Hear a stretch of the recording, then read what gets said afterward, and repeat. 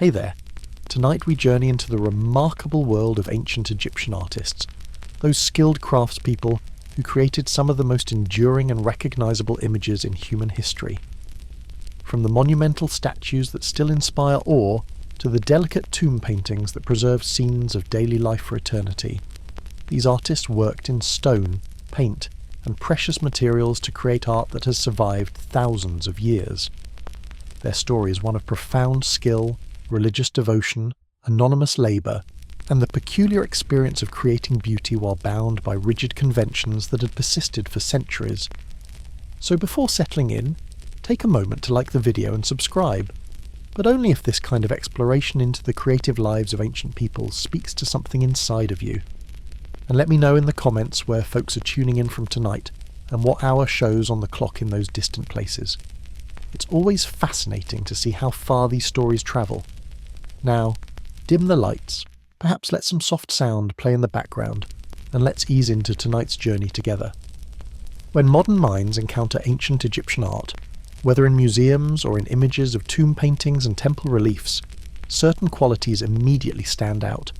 The distinctive profile view of human figures, the rigid formality of poses, the brilliant colours that have somehow survived millennia, the meticulous attention to detail in every hieroglyph and decorative element. These instantly recognizable characteristics define Egyptian art and make it unlike any other artistic tradition. Yet behind every painted surface, every carved relief, every monumental statue stood individual human beings with hands that wielded brushes and chisels, eyes that judged proportions and mixed colours, minds that solved technical challenges and made creative decisions within strict parameters. These were the artists of ancient Egypt, and their experience of creating art was profoundly different from what modern artists encounter. The ancient Egyptian artist occupied a unique position in society. Unlike the celebrated individual artist of later Western tradition, Egyptian artists typically worked anonymously, their names rarely recorded, and their individual styles subsumed into collective workshop traditions. They were craftspeople, skilled labourers, whose work was valued but who were not elevated to special status as creative geniuses. Their art served purposes far beyond aesthetic pleasure or personal expression. The Egyptian artist worked in service to the gods, to the pharaoh, to the eternal order of Mat that governed Egyptian cosmology. Every statue, every painting, every carved hieroglyph fulfilled religious and magical functions. Images weren't simply representations, but were believed to possess a kind of life force, capable of acting in the world. This gave the artist's work tremendous importance, while also constraining it within rigid requirements. The conventions that governed Egyptian art were established in the very earliest dynasties, and remained remarkably consistent for 3,000 years. The canon of proportions for depicting the human body, the colour symbolism, the hierarchical scale where important figures were shown larger than lesser ones, the composite view combining profile heads with frontal torsos. All these conventions were taught to apprentice artists and maintained across generations with only gradual evolution. Working within these constraints, the Egyptian artist wasn't encouraged to innovate or develop personal style. Yet within the rigid framework, room existed for skill, refinement, and subtle creativity. The best artists achieved mastery that elevated their work above mere competence, without violating the established rules. This balance between strict convention and individual excellence characterized the Egyptian artistic experience. The workshops where artists laboured, the villages where they lived, the relationships with the patrons who commissioned and oversaw their work, the technical challenges of working in stone and pigment under the harsh Egyptian sun, all these practical realities shaped the daily experience of being an artist in ancient Egypt. Understanding these conditions brings us closer to comprehending what it actually felt like to create art in a civilization that valued eternal perfection over temporal innovation. The physical demands of artistic work in ancient Egypt were substantial. Sculptors worked stone with copper chisels and stone hammers, creating monumental works through patient, exhausting labour. Painters worked in tomb chambers where air was stale and light was limited to oil lamps that produced flickering, smoky illumination. Relief carvers stood or crouched for hours, painstakingly cutting hieroglyphs and images into hard stone surfaces. This was physical work that left bodies tired and sometimes damaged. Yet the work also brought satisfactions. The completion of a beautiful piece, the praise of a skilled master, the knowledge that one's work would last for eternity, the camaraderie of the workshop community, the pride in technical mastery, all these provided rewards that balanced the hardships. The artist's life, while constrained and sometimes difficult, was also one of purpose, skill, and contribution to something larger than oneself. As evening falls and the time comes to explore what it meant to be an artist in ancient Egypt, we enter tomb chambers where painters work by lamplight. We stand in workshops where sculptors transform raw stone into divine images. We walk through the artisan village of Deir el-Medina, where artists lived and worked, and we attempt to understand the mindset of people who created art not for fame or self-expression, but to serve the eternal order and ensure safe passage to the afterlife. This is the story of the ancient Egyptian artist, whose work we admire but whose individual names we rarely know, whose technical skill amazes us, but whose personal thoughts remain largely hidden, whose art has survived longer than almost any other, but who laboured in anonymity and service, rather than for personal glory.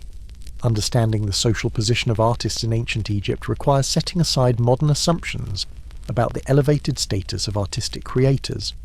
In contemporary culture, successful artists are often celebrated as special individuals with unique vision and creative genius. Ancient Egypt viewed artists quite differently, as skilled craftspeople whose work, while valued, placed them in the category of specialised labourers rather than intellectual or creative elites. The Egyptian language didn't have a word that translates directly to artist in the modern sense. Instead, various terms described specific types of craftspeople: sculptors, painters, draftsmen, metalworkers, jewellers, and others. This linguistic distinction reveals a fundamental difference in how artistic work was conceptualized. Artists were defined by their craft technique rather than by a unified concept of artistic creation. Sculptors, known as makers of stone, or similar descriptive titles, held relatively high status among artisan groups due to the importance of their work. The creation of divine statues, royal portraits, and funerary sculptures required not just technical skill, but also religious knowledge about proper iconography and ritual requirements. A sculptor creating an image of a god or pharaoh was performing work with cosmic significance. The social hierarchy among artists reflected the importance and difficulty of different specialties. Master sculptors working on major temple projects or royal commissions occupied higher social positions than painters working on minor tomb decorations. Yet even the most skilled and respected artist remained fundamentally craftspeople, below the literate scribal class and far below the priestly and noble elites who actually commissioned and owned the work. Artists typically were not slaves, contrary to some popular misconceptions. They were free workers who received payment for their labour, often in the form of rations of food, beer and other necessities, supplemented with occasional bonuses of cloth, oil or other valuable goods. The payment system reflected the redistributive economy of ancient Egypt, where the state collected agricultural surplus and redistributed it to specialised workers. The workshop organisation structured artistic labour hierarchically. Master craftsmen who had achieved the highest level of skill supervised the work, made key decisions, and handled the most difficult and important tasks. Journeymen with solid skills performed much of the actual work under masters' direction. Apprentices, typically young boys learning the trade, performed simpler tasks while gradually developing their abilities through observation and practice. Royal and temple workshops represented the most prestigious employment for artists. These permanent institutions employed numerous craftsmen on ongoing projects, providing steady work and rations. Artists in these workshops might work on successive projects for the same patron over many years, developing specialised knowledge of particular patron requirements and building relationships with overseers and administrators. Private tombs and smaller projects employed artists on a temporary basis, with workers hired for specific commissions and then moving on to other work when the project completed. This less secure employment characterised the experience of many artists who weren't attached to major institutional workshops. The legal status of artists as free workers meant they had certain rights and protections. They could own property, marry, and pass skills to their children. Many artistic specialties became family traditions, with sons following fathers into the craft and learning in family workshops, before potentially moving to larger institutional employment. The literate scribal class held higher social status than artists, reflecting Egyptian culture's valuation of writing and administration above manual skills, even highly skilled manual labour. A mediocre scribe enjoyed higher prestige than an excellent sculptor, at least in the official social hierarchy. This ranking sometimes created tension, as artists whose work was clearly valuable and difficult found themselves officially ranked below pen pushers. However, practical respect for artistic skill created some social mobility and recognition that the official hierarchy didn't fully capture. A master artist known for exceptional work could gain informal prestige, develop relationships with powerful patrons, and live comfortably despite technically being in the artisan class. The reality of social status was more nuanced than the rigid official category suggested.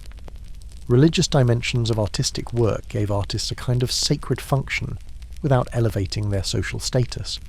Creating images of gods, making amulets with protective power, and decorating tombs that would facilitate afterlife journeys involved artists and religious practices central to Egyptian culture. This religious importance of their work gave meaning to artistic labour without necessarily changing the craftsperson's social position. The anonymity of most Egyptian artists reflects their status as workers rather than celebrated individuals. While a few names of particularly famous artists have been preserved, the vast majority of Egyptian art was created by unknown hands. Master craftsmen sometimes had their names inscribed as signatures on important works, but this was exception rather than rule, and even these named individuals left little biographical information.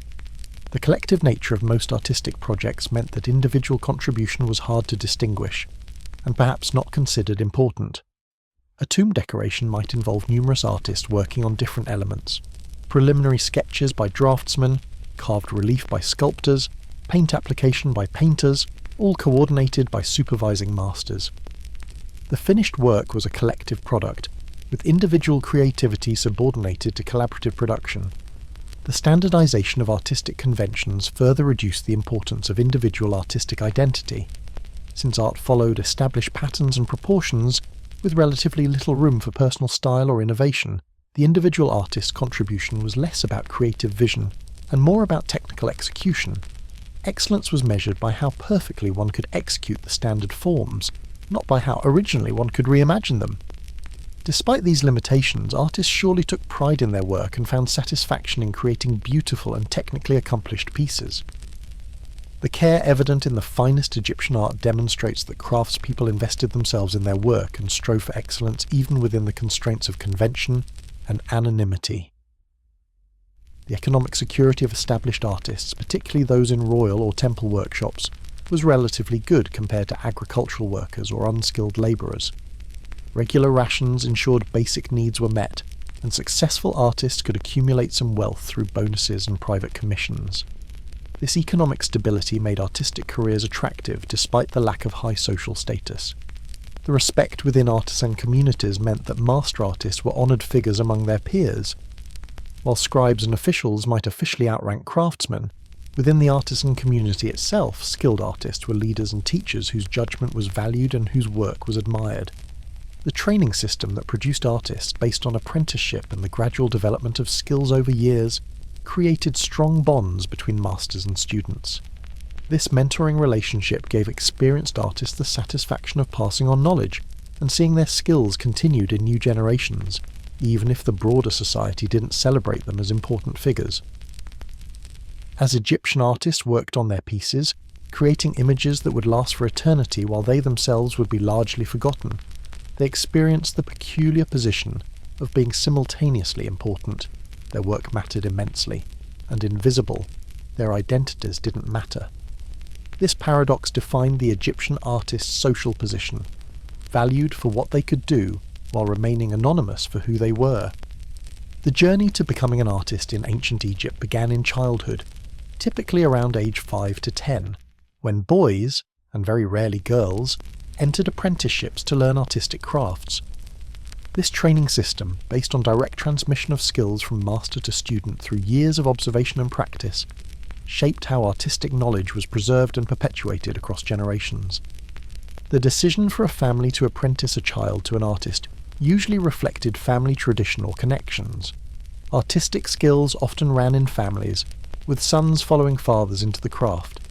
This pattern made sense practically, as parents could begin teaching basic skills early and had connections to workshop masters who might accept their children as apprentices. Family workshops became common, with several generations working together and passing knowledge through the family line. The apprenticeship began with the most basic tasks. Young apprentices prepared materials, grinding pigments, mixing plaster, cleaning tools, carrying supplies, and performing general labour that freed skilled workers to focus on actual artistic production. These simple tasks, while not artistic in themselves, taught apprentices about materials and tools while allowing masters to assess the youngsters' aptitude, attitude, and dedication. The learning method was fundamentally observational. Apprentices watched masters work, absorbing techniques through careful attention to how tools were held, how materials were prepared, how proportions were judged, and how decisions were made. In a culture where most people couldn't read or write, learning had to be visual and practical rather than based on written instruction or theoretical explanation. Practice exercises allowed apprentices to develop skills in controlled contexts before working on actual commissions. Limestone flakes, called ostraca, served as practice surfaces where aspiring draftsmen could sketch figures, practice hieroglyphs, and experiment with compositions without wasting expensive prepared surfaces. These practice pieces, preserved in archaeological contexts, reveal the training process and show how students gradually improved their skills. The canon of proportions, the mathematical system that governed how figures should be drawn, was among the first formal knowledge apprentices learned. This system, based on a grid dividing the human body into specific units, ensured that figures conformed to the established ideal proportions. Learning to apply this canon was fundamental skill that all draftsmen and painters had to master. The practice of copying exemplary images trained artists in the standard forms and conventions. Apprentices would copy established compositions, learning the proper ways to depict various subjects: gods in their characteristic poses with their identifying symbols, animals in their conventional forms, hieroglyphic signs in their correct proportions. This copying wasn't seen as limiting creativity, but rather as essential training in the correct forms that art should take. The understanding of iconography, the symbolic meaning of colours, objects and compositions, was crucial knowledge that apprentices absorbed. Egyptian art functioned as visual language with specific meanings embedded in every element. Learning to read and create this visual language required understanding the symbolic system: green representing life and vegetation, red signifying power or danger, the ankh symbolising life, the sceptre representing dominion, and countless other symbolic elements. The physical skills of handling tools developed through repeated practice, learning to hold a brush to create clean lines, to control a chisel to carve stone without breaking it, to mix pigments to achieve desired colours, to judge angles for proper perspective in relief carving. All these physical skills required years of practice to develop muscle memory and refined hand-eye coordination. Different artistic specialties required different training paths. A sculptor's training emphasised understanding three-dimensional form, working with stone's properties, using various carving techniques, and achieving smooth finishes. A painter's training focused on colour mixing, brush control, applying paint to different surfaces, and creating the flat, precise images characteristic of Egyptian painting. A relief carver's training combined elements of both sculpture and drawing. The progression through skill levels was gradual and based on demonstrated competence. An apprentice who showed ability would gradually be given more responsibility, first preparing surfaces, then filling in backgrounds with solid colour, then painting simpler elements like hieroglyphs or decorative borders, and eventually being trusted with more important elements like human figures. The master's judgment determined when an apprentice had achieved sufficient skill to be considered a competent craftsman. There was no formal graduation or certification. Rather, the master's assessment that a student could perform work to required standards marked the transition from apprentice to journeyman. This subjective evaluation meant that learning was individualised, and progress depended on both ability and the master's willingness to recognise it. The social environment of the workshop meant that apprentices learned not just technical skills, but also professional behaviour and ethics. They learned how to interact with patrons and overseers, how to maintain tools and respect materials, how to work collaboratively on large projects, and how to take criticism and instruction with proper humility. These social skills were as important as technical abilities for successful artistic careers. The religious dimensions of artistic work meant that training included understanding the sacred significance of what artists created. Apprentices learned that they weren't just making pictures, but creating images with magical and religious power. This spiritual dimension of the work added weight to technical training and emphasized the importance of precision and proper form. The transmission of workshop secrets and specialized techniques created insider knowledge that distinguished trained artists from mere dabblers. The exact recipes for certain pigments, the techniques for achieving particular effects, the shortcuts that made work easier. All this practical knowledge accumulated in workshops and was passed to apprentices who had earned masters' trust. The length of training varied by specialty and individual aptitude, but typically lasted many years. A boy might begin apprenticeship around age 7 and not be considered fully trained until his late teens or even early 20s. This extended training period ensured that artists had thoroughly internalized the skills, knowledge, and conventions necessary to create acceptable work. The economic dependence of apprentices on their masters created power dynamics that could be difficult. Apprentices typically received minimal compensation, perhaps just food and shelter, since they were learning rather than productive workers. This dependency meant apprentices had to accept their master's judgment and treatment, with limited recourse if masters were harsh or unfair. The opportunity to eventually become a master oneself provided motivation to endure the hardships of apprenticeship. Learning a skilled craft offered path to economic security, and some respect that unskilled labour didn't provide. The possibility of establishing one's own workshop, or gaining employment in prestigious royal workshops, motivated apprentices to persist through difficult training. The bonds formed during apprenticeship often lasted throughout careers. Fellow apprentices who trained together might remain colleagues and friends for life, working on the same projects and maintaining professional relationships. The master-apprentice relationship, when positive, created lasting connections of respect and obligation that structured professional networks. As young apprentices ground pigments, practiced drawing on limestone flakes, and watched masters transform blank surfaces into beautiful images, they gradually absorbed the knowledge and skills that would define their lives. The apprenticeship experience, demanding and often frustrating but also exciting and purposeful, shaped these young people into artists capable of creating work that would survive for millennia, even if their own names would be lost to time. The materials and tools available to ancient Egyptian artists fundamentally shaped what could be created and how work was executed.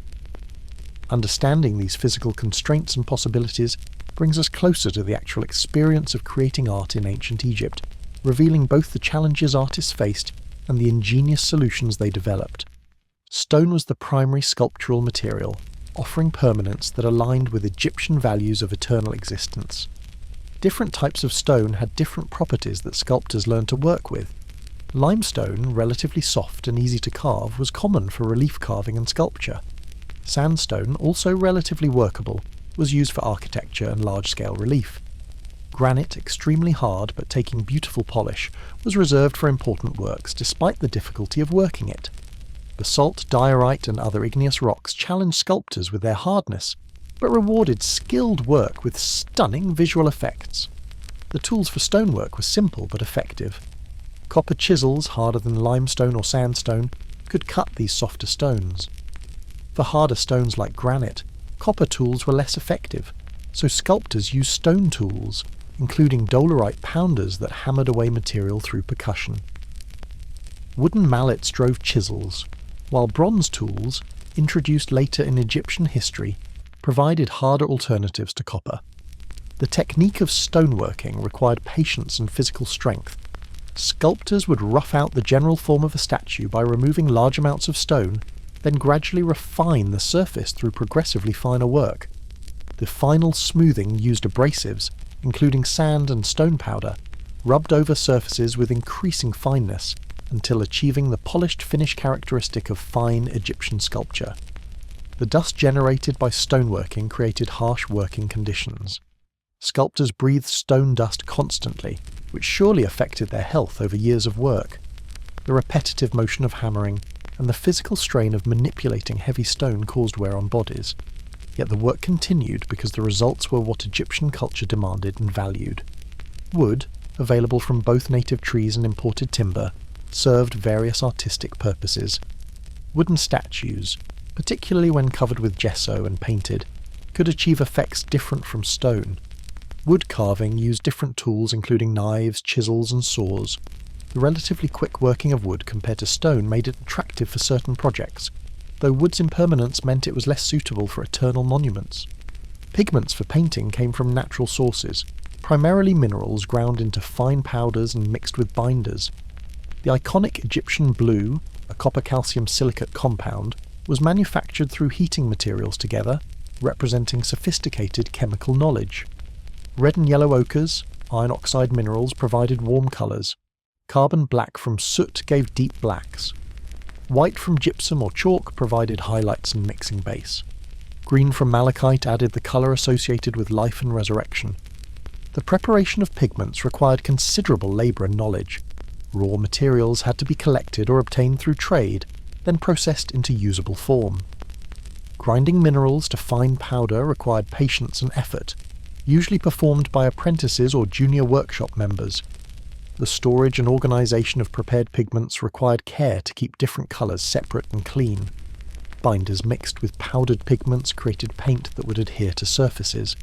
Water mixed with gum arabic, egg white, or similar substances created workable paint with appropriate consistency and durability.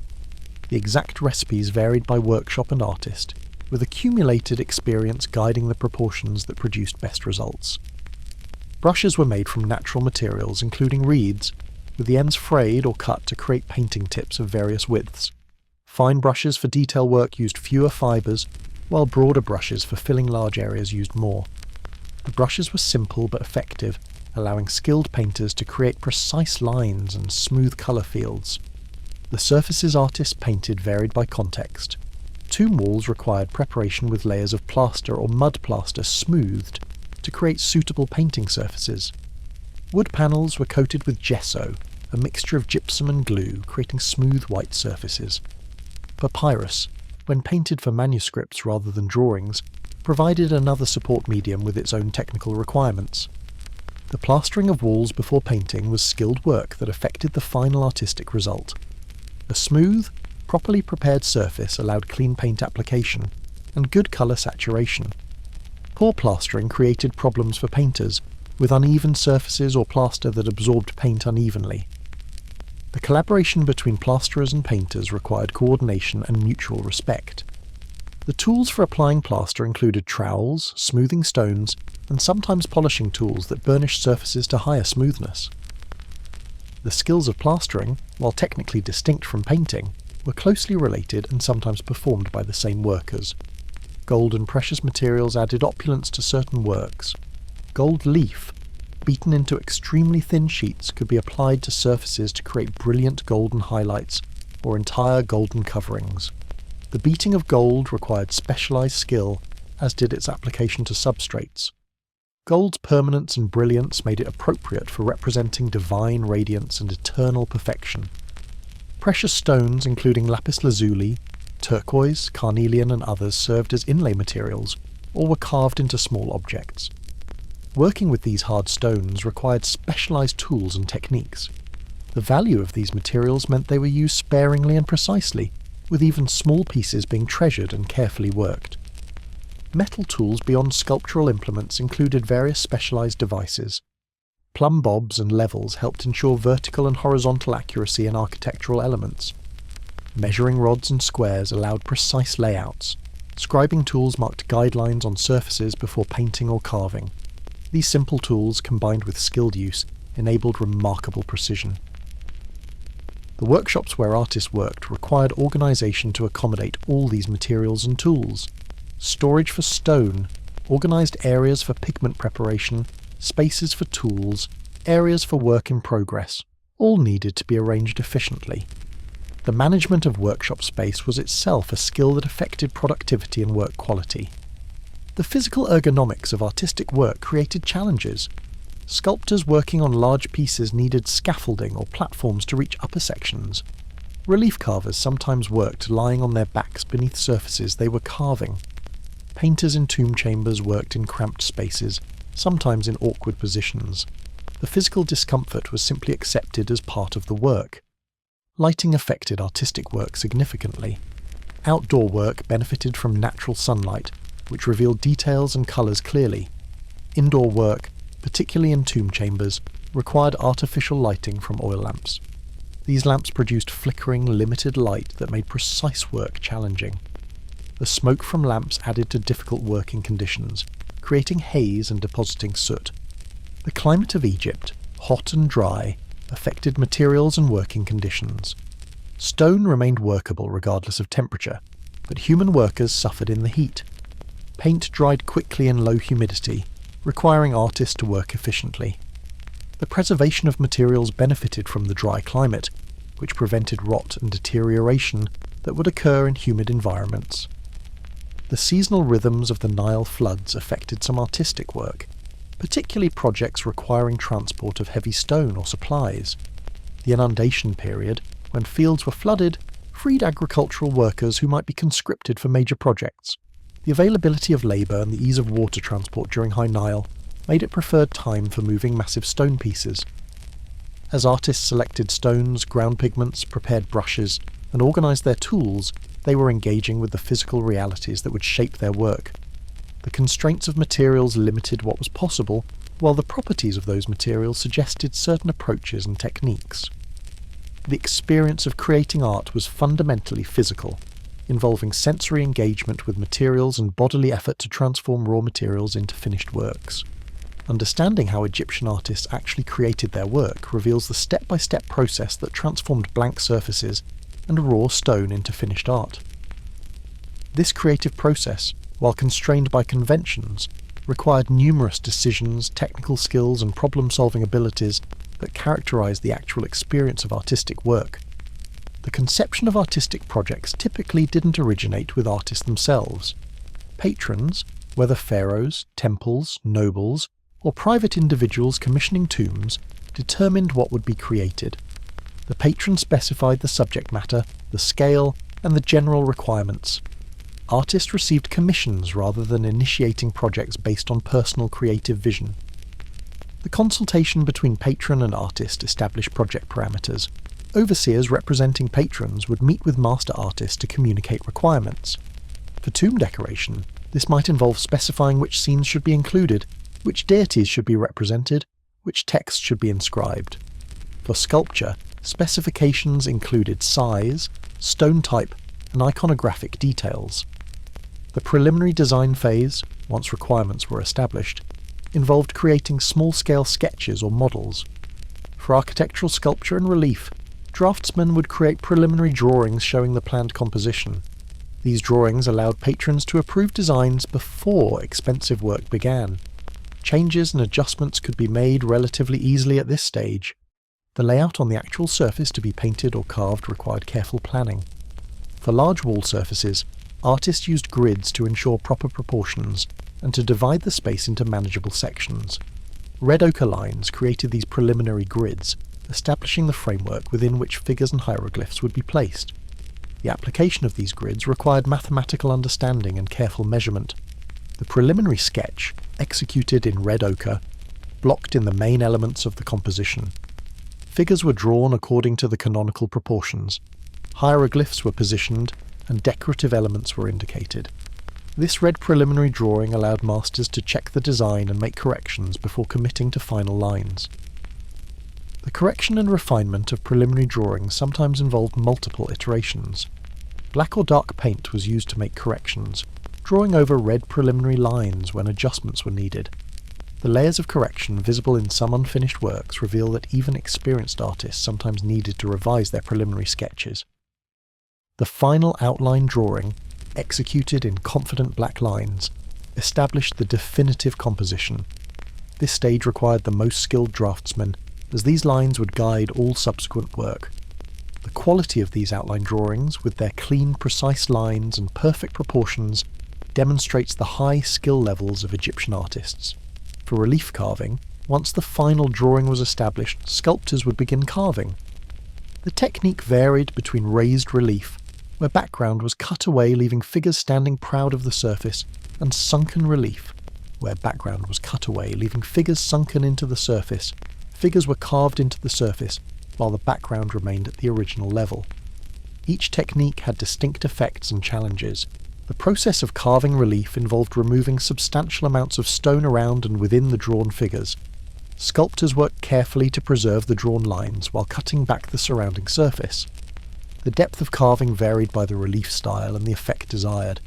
Fine details within figures were carved after the basic form was established. The smoothing and finishing of carved surfaces prepared them for painting. Stone surfaces were worked to various levels of smoothness, depending on their function and location. Surfaces that would be painted might be left slightly rougher to help paint adhere, while finished surfaces of statues were polished to high levels of smoothness.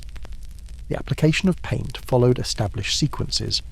Typically, background colours were applied first, filling large areas with solid colours. The order of applying various colours depended on technical considerations. Some colours needed to dry before others could be applied over them.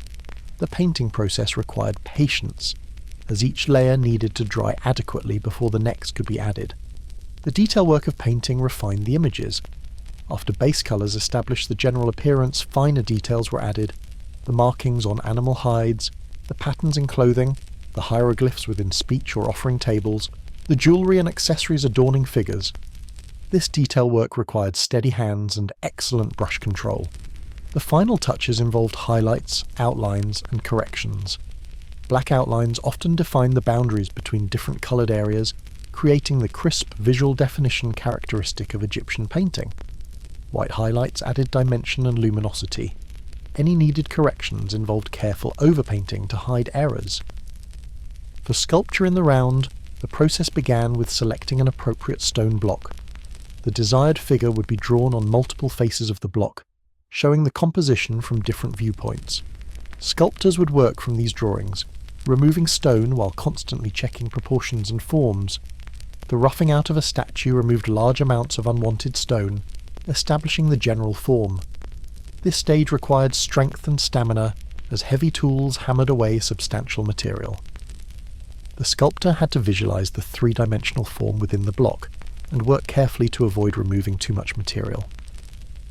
The refinement of form, once the general shape was established, involved progressively finer work. Sculptors gradually defined features, smoothed transitions between forms, and achieved the surface quality desired. This stage required both physical skill in tool manipulation and aesthetic judgment in assessing form and proportion.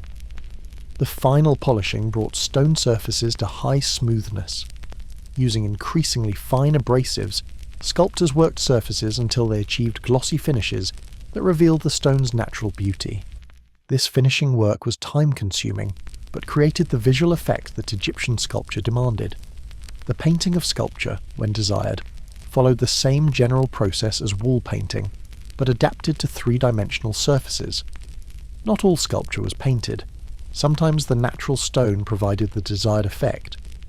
When painting was applied, it typically covered the entire surface, with different colours for flesh, clothing, and accessories following iconographic conventions. The inscription of hieroglyphs, whether carved or painted, required literacy and precise execution.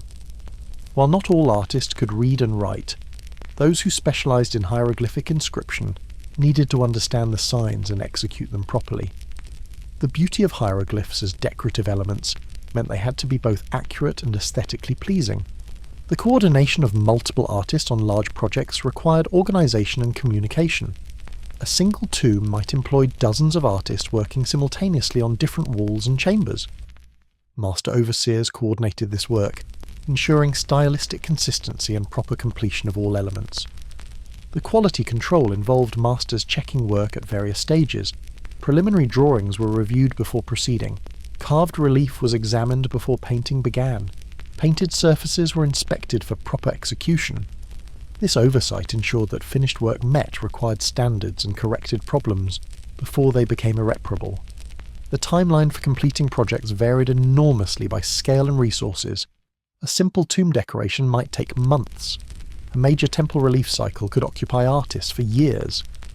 Royal tombs in the Valley of the Kings were worked on throughout Pharaoh's reigns, with crews labouring continuously to complete the extensive decoration before the royal burial. The pressure to complete work according to schedule created stress, particularly on royal projects where deadlines were set by uncontrollable events like pharaohs' deaths. Unfinished tombs exist where pharaohs died before their tombs were completed, revealing the race against time that royal artists faced. As artists progressed through these stages, from initial sketches to final details, they engaged in a process that was simultaneously collaborative and individual, creative within constraints, and technically demanding. The transformation of blank walls or rough stone into finished art required not just following rules, but making countless decisions and applying accumulated skill to achieve the desired results. The day-to-day existence of Egyptian artists, from waking in the morning to retiring at night, was shaped by the practical realities of work schedules, living arrangements, workshop conditions, and the social environment of artistic communities. Understanding these daily patterns brings us closer to the lived experience of being an artist in ancient Egypt. The workday began early, with sunrise or shortly after. Egyptian culture rose with the sun, and artists were no exception. The early morning hours, before the heat of the day became oppressive, were valuable working time not to be wasted. Artists would wake, eat a simple breakfast, and make their way to the workshop or work site. The living arrangements for artists varied by their employment status and location. Artists attached to major royal or temple workshops might live in purpose-built villages or districts near their work. The most famous example is Deir el-Medina, the workmen's village near the Valley of the Kings, where the artists and craftsmen who created the royal tombs lived with their families in a planned community. The houses in artisan communities were typically modest but functional. Mud brick construction created small dwellings with rooms for living, sleeping, and sometimes workshop space.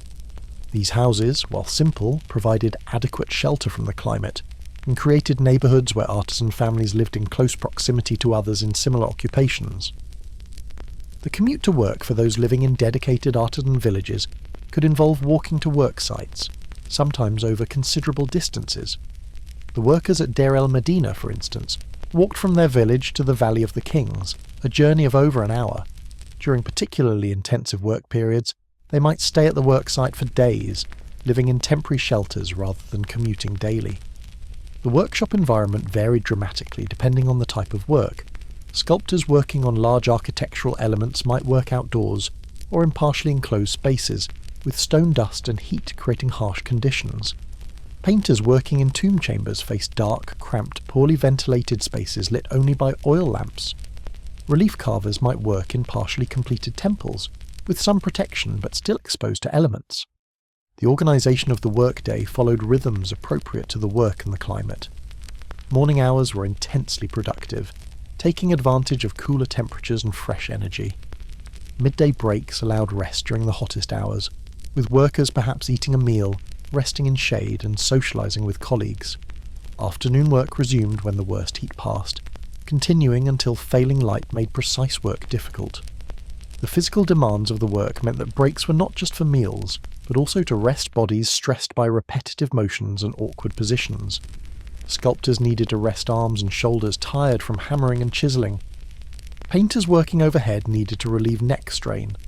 These physical demands created natural rhythms of work and rest throughout the day. The social environment of workshops created camaraderie and community. Artists working together day after day developed relationships, shared jokes and stories, helped each other with difficult tasks, and created social structures within the workshop. The hierarchy from apprentices through journeymen to masters structured these relationships, but friendships and solidarity also developed across ranks. The teaching that occurred continuously in workshops, with more experienced workers showing less experienced ones better techniques, created a culture of knowledge sharing. While competition existed, the collective nature of most projects meant that cooperation was essential. A painter struggling with a difficult section might receive advice from a more skilled colleague.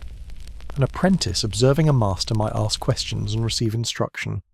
The supervision by overseers and officials ensured that work proceeded according to schedule and specification. These overseers, typically literate officials rather than artists themselves, checked progress, conveyed instructions from patrons, and approved completed sections. The relationship between artists and overseers could be cooperative or contentious, depending on personalities and circumstances. The rations that constituted payment were distributed regularly, typically daily or at short intervals. Workers would receive allotments of grain, beer, oil, and other necessities according to their rank and the terms of their employment. The distribution of rations was an important social occasion, ensuring workers' needs were met and confirming their status within the organisation. The evening return from work, whether daily commute or periodic return from remote work sites, marked the transition from work to personal time. Artists would return to families, share meals, and participate in community life. The separation between work and home, even when both occurred in artisan communities, created psychological boundaries that allowed rest and renewal. The leisure time available to artists depended on work demands and season. During intensive project periods, particularly rush work to complete royal tombs, leisure might be minimal. During slower periods, more time was available for rest, personal projects, or participation in festivals and community activities.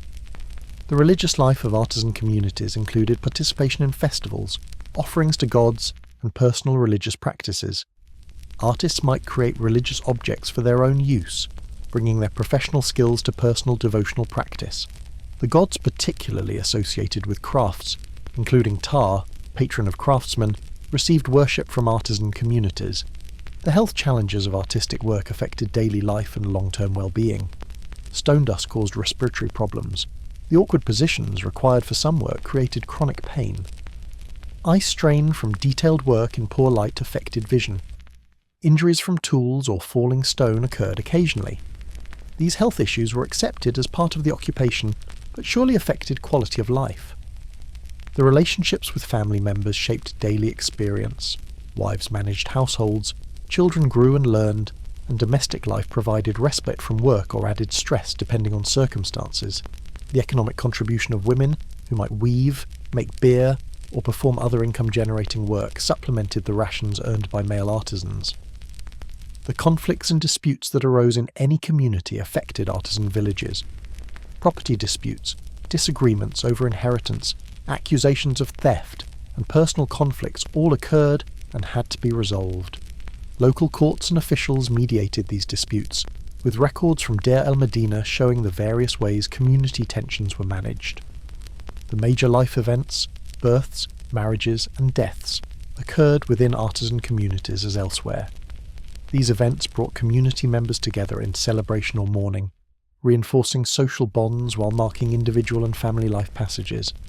The preparation of tombs for community members employed the skills of the artists, with colleagues creating final resting places for each other. The educational activities in artisan communities included informal teaching of young people, with children learning skills from parents and others.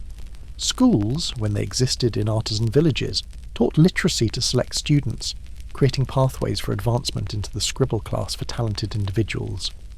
The gossip and social networking that occurred during work and leisure created information flows and shaped relationships. Reputations were built or damaged through community opinion. Social alliances formed through shared work, neighbourhood proximity, or mutual interests. These social dynamics created the texture of daily life beyond the formal work structures. As artists rose each morning, worked through the day, and returned to their homes each evening, they lived lives that were simultaneously routine and meaningful. The daily rhythms of work and rest, the social relationships of workshop and community, and the balance between labour and leisure created the experiential reality of being an artist in ancient Egypt.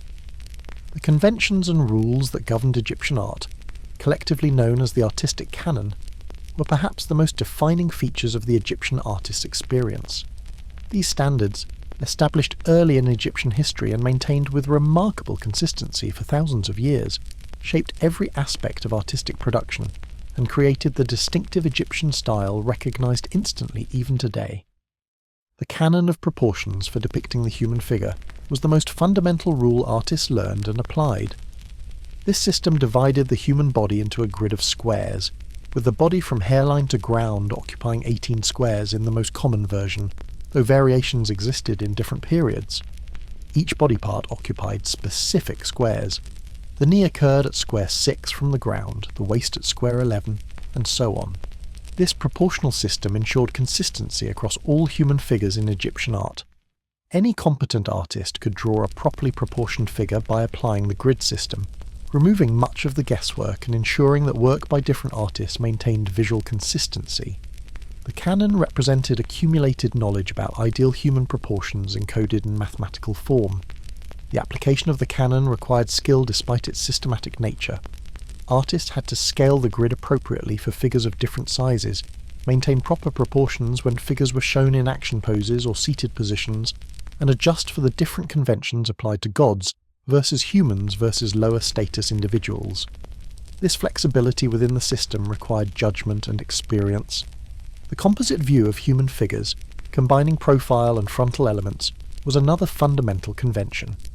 Heads were shown in profile but with the eye drawn frontally. Torsos faced forward, while legs and feet were in profile. This combination, visually impossible in reality, created images that showed characteristic features of each body part from its most recognizable angle. The rationale for the composite view was showing each element in its most complete and recognizable form. A profile eye shows less information than a frontal eye. Shoulders and chest seen frontally show more than in profile. The composite view prioritized informational completeness and clarity over natural appearance or three-dimensional illusion.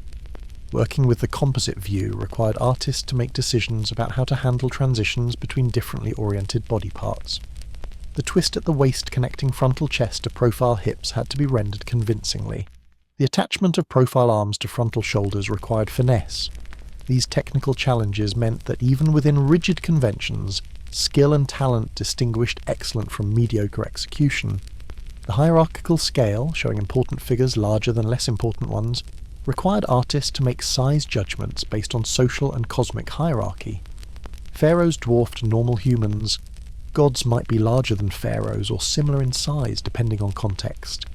Servants and lower status figures were shown smaller, sometimes drastically so.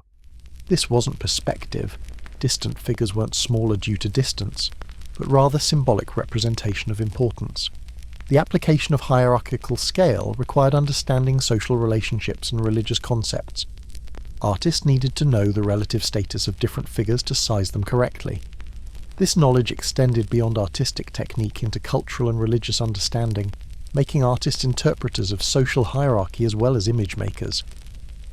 The colour conventions assigned symbolic meanings to different colours and specified which colours should be used for various subjects.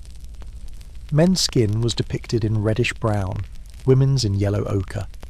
This convention distinguished gender at a glance, though it didn't reflect actual skin tones, and sometimes created complications when both male and female figures needed to be shown. The symbolic associations of colours influenced their use beyond skin tones. Green represented vegetation, life, and resurrection. Blue was associated with the Nile, the heavens, and certain protective deities. Red had complex meanings including power, danger, and chaos. White symbolized purity. Black associated with the fertile Nile silt, and also with the concept of resurrection. Artists had to understand these meanings and apply colours appropriately. The limited colour palette available in ancient Egypt became itself a convention.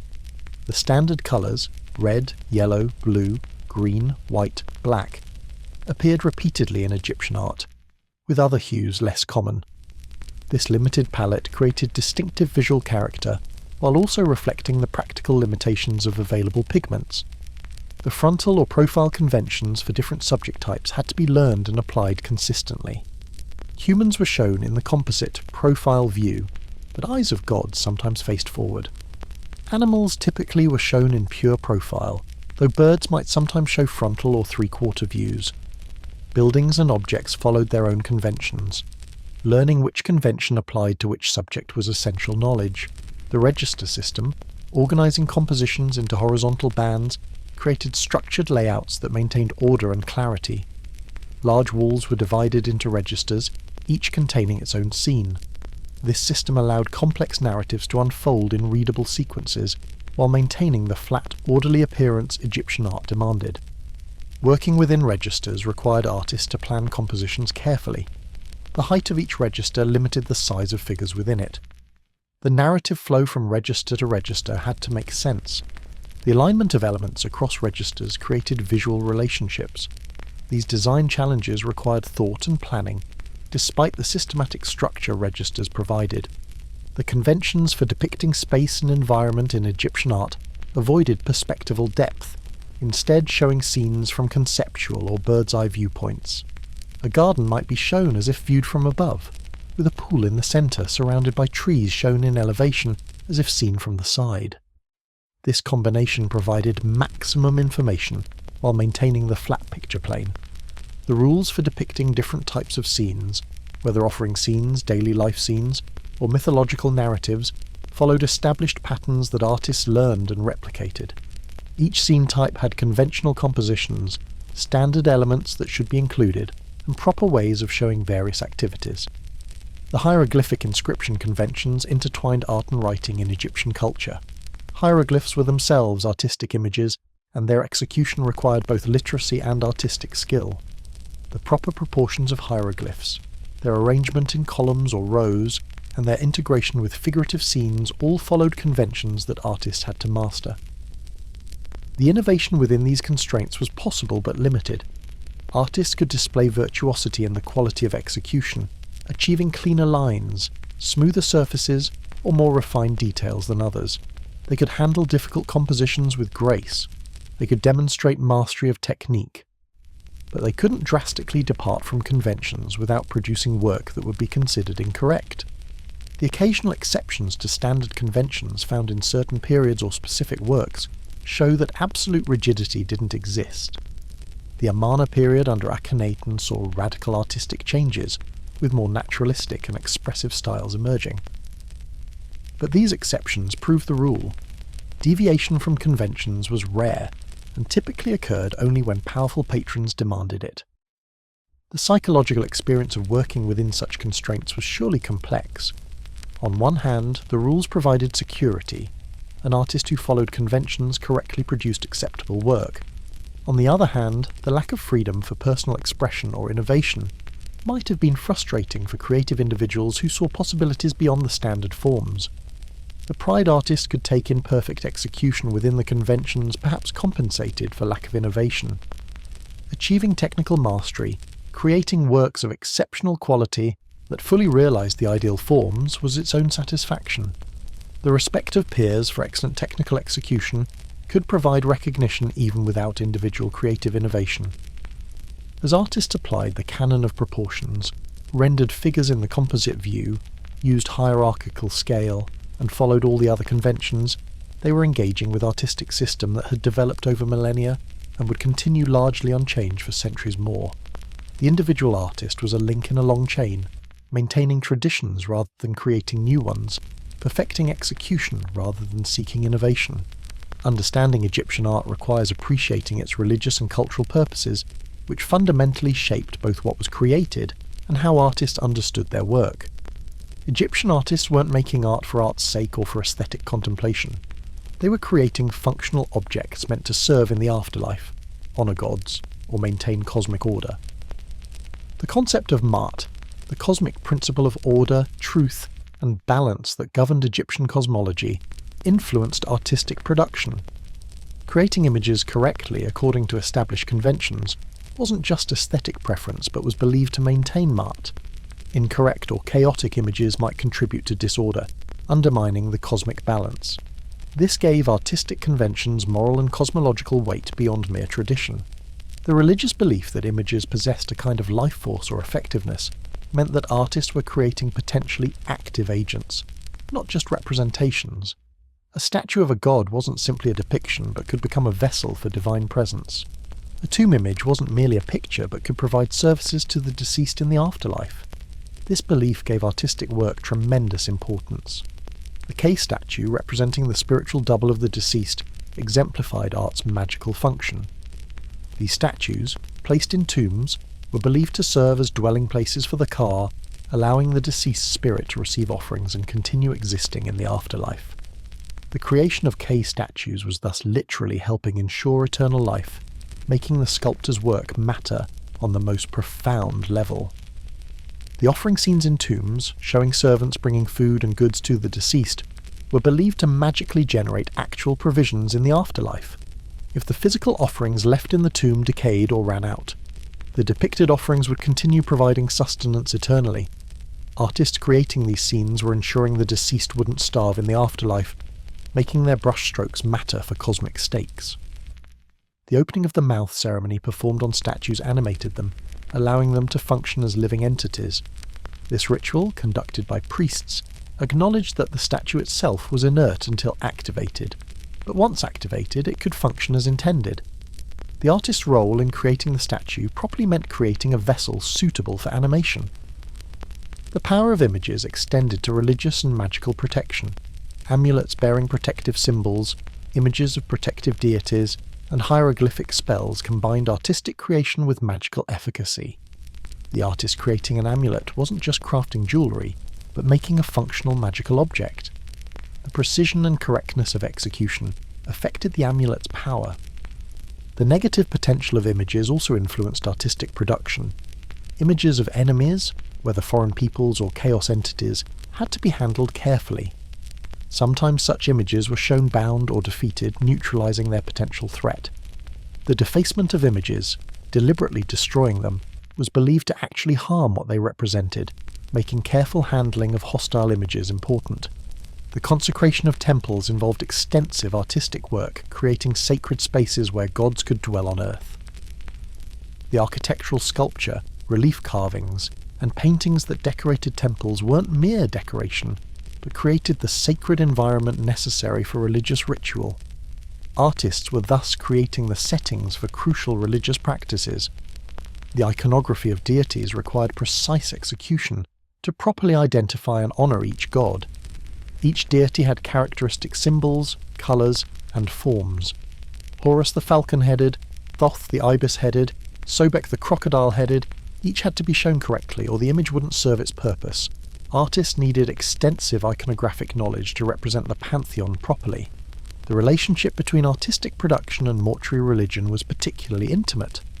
Most surviving Egyptian art comes from tombs, created specifically for funerary purposes.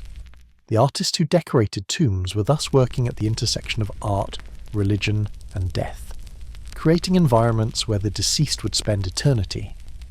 The tomb as a complete system combined architecture, sculpture, painting, and text to create a functioning machine for ensuring afterlife survival. Each element had its role. The false door allowed the K to enter and exit. The offering chapel provided space for ritual. The burial chamber protected the body. The decorations showed the idealized afterlife existence. Artists were creating components of this system. The autobiographical texts and tombs, while technically writing rather than visual art, integrated with the artistic program. The combination of text and image created complete accounts of the deceased's life and desired afterlife. Artists working on tombs had to coordinate their visual work with the textual content, requiring understanding of both. The daily ritual in temples where priests tended to divine statues cleaned them, clothed them, and presented offerings, treated the statues as living beings.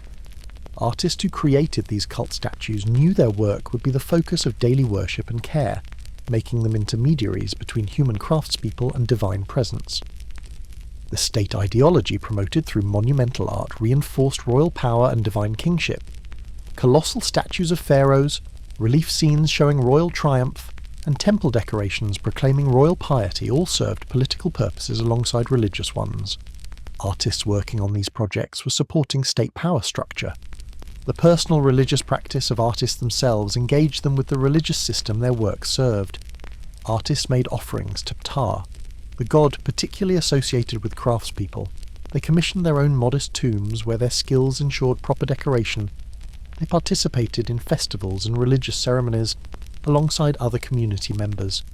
The ethical dimension of artistic work in religious contexts meant that integrity mattered. Creating images carelessly or incorrectly might have cosmic consequences. Using inferior materials, cutting corners, or otherwise compromising work quality wasn't just poor craftsmanship but potentially dangerous from a religious standpoint. The concept of hierarchy, Egyptian magic that was considered a natural force, related to artistic creation. Images had power through heka, and artists manipulating images were working with magical forces. This understanding of artistic work as involving more than just physical craft added mystical dimension to artists' understanding of their work. As artists created divine statues, decorated sacred spaces, and prepared tombs for eternity, They engaged with religious and cultural systems that gave their work profound meaning. The brushstroke wasn't just applying pigment, but contributing to cosmic order. The chisel stroke wasn't just carving stone, but creating vessels for divine presence. This religious context made artistic work matter in ways that transcended mere aesthetics or decoration. The experience of working on major artistic projects, whether royal tombs, great temples, or colossal monuments, represented the pinnacle of Egyptian artistic life. These massive undertakings employed numerous artists over extended periods and created some of the most famous works of ancient art. The royal tombs in the Valley of the Kings represented multi-year projects that occupied specialised teams of artists throughout Pharaoh's reigns. These artists, living in Deir el-Medina, worked continuously on the royal tombs, creating elaborate decorated chambers that would house kings for eternity. The scale of these projects, with multiple rooms all requiring extensive decoration, provided steady employment for generations of artists. The tomb of Seti I, one of the most extensively decorated in the Valley of the Kings, exemplifies the magnificent results of this labour. The walls covered with beautifully executed religious texts and images, the vibrant colours still visible after millennia, and the sheer extent of decoration demonstrate the skill and dedication of the artists. Working on such a project must have been simultaneously exciting, creating art for a living god king, and demanding, maintaining quality across such vast surfaces. The organisation of work on royal tombs involved dividing the project among different teams. One group might work on the main burial chamber, while another decorated the corridor. Within each team, specialised workers handled different aspects: preliminary sketching, carving relief, painting, and inscription. This division of labour allowed simultaneous progress on different parts of the tomb. The time pressure on royal tomb projects created stress. If a pharaoh died before the tomb was finished, the deceased king would be buried in an incomplete tomb, which was considered unfortunate. This pressure to complete work before an unpredictable deadline surely affected the working experience, creating urgency that pushed artists to maintain productivity. The great temples, including the massive complexes at Karnak and Luxor, provided multi-generational projects that employed artists across centuries. Successive pharaohs added to existing temples, creating layer upon layer of decoration and architecture. Artists working on these projects were contributing to structures that would continue growing long after their deaths. The hypostyle hall at Karnak, with its forest of massive columns, each covered with carved and painted reliefs, represents one of the most impressive artistic undertakings in Egyptian history. The number of artist hours required to carve and paint all those surfaces staggers imagination. Working on such a project must have felt both overwhelming in its scale and inspiring in its grandeur. The technique of working on massive columns required scaffolding and platforms that allowed artists to reach upper sections. The engineering challenges of providing working surfaces at height added complexity to the artistic work itself. Safety concerns with working at height added another dimension to already challenging working conditions. The colossal statues, including the famous seated figures of Ramesses II at Abu Simbel, pushed the boundaries of what was technically possible in ancient sculpture. Creating statues dozens of feet tall required quarrying, transporting and carving massive stone blocks with only copper and stone tools. The artists who worked on these projects were part of logistical and engineering feats as well as artistic ones. The coordination required for colossal sculpture involved numerous specialists. Engineers and architects oversaw the overall project. Sculptors worked on different sections simultaneously. Painters added final details. The integration of all these specialist work into coherent finished pieces required sophisticated project management. The temples at Abu Simbel, entirely carved into cliff faces, presented unique challenges. Rather than building up structures, artists carved down into living rock, creating negative spaces. This technique required envisioning the final result while removing material, a more challenging process than adding material in traditional sculpture. The mortuary temple of Hatshepsut at Deir el-Bahari, with its distinctive terraced architecture and extensive relief decoration, employed artists across the Queen's reign. The unusual architectural design required artists to adapt standard decorative approaches to unique spaces. The combination of architecture, sculpture and painting created harmonious results that still impress visitors today. The obelisks, those distinctive tall, four-sided monuments topped with pyramid-shaped points, required specialised carving skills. Creating these from single pieces of stone demanded careful work to avoid cracks or breaks. The hieroglyphic inscriptions on obelisks, often reading from top to bottom, required artists to work at various heights with consistent quality. The transportation of obelisks from quarries to their final locations was itself an epic undertaking. While artists weren't primarily responsible for transport, they might have accompanied their works to install and finish them at destination sites. The completion ceremonies when obelisks were erected were major events that artists witnessed as climaxes of their work. The tomb of Tutankhamun, while actually relatively modest by royal standards, is famous for its largely intact contents, including the stunning gold funerary mask. The artists who created this mask, working gold into the young king's features, produced one of the most iconic images from ancient Egypt.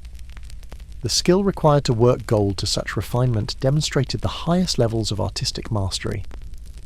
The treasures from Tutankhamun's tomb, including furniture, jewellery, chariots, and countless other objects, all represented artistic work of the highest quality. Each piece required specialised skills and meticulous execution. The artists who created these objects knew they were making items for royal burial, adding weight to already demanding work. The tomb paintings showing daily life scenes, while not as famous as royal works, demonstrate artistic skill in different contexts. These paintings, depicting farming, hunting, banqueting, and other activities, show artists could render naturalistic scenes within the formal conventions. The charm and liveliness of these scenes demonstrate that technical skill and aesthetic appeal coexisted within the canonical forms. The funerary papyri, particularly copies of the Book of the Dead, combined scribal and artistic skills. The vignettes illustrating the text required skilled draftsmanship and painting in miniature scale. The artists who specialised in papyrus illustration were distinct from wall painters, with their own techniques adapted to the papyrus medium. The funerary masks and cartonnage, the decorated coverings for mummies, required specialised techniques combining sculpture, painting, and work with linen and plaster. These objects, created specifically for individual deceased persons, meant artists were making personalised funerary equipment that families would treasure. As artists worked on these major projects, from royal tombs to great temples to funerary objects, they engaged with their society's most important artistic undertakings. The satisfaction of contributing to works that would endure for eternity. The pride in executing demanding technical challenges, and the awareness of working on projects of cosmic significance, must have provided powerful motivation despite difficult working conditions and anonymous labour. The village of Deir el-Medina, located near the Valley of the Kings, provides the most detailed evidence available about the lives of Egyptian artists. This settlement, inhabited continuously from the New Kingdom period, housed the workmen who created the royal tombs. The archaeological remains and numerous written documents from the village allow unprecedented insight into the daily lives, working conditions, and social organisation of Egyptian artists.